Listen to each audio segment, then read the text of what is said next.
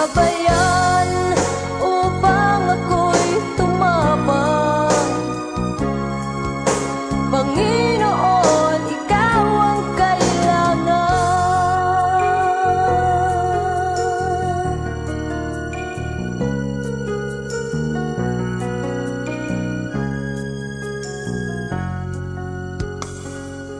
Pag-ibig mo, Diyos, ang nagbibigay ng sigla sa puso kong nagdurusa.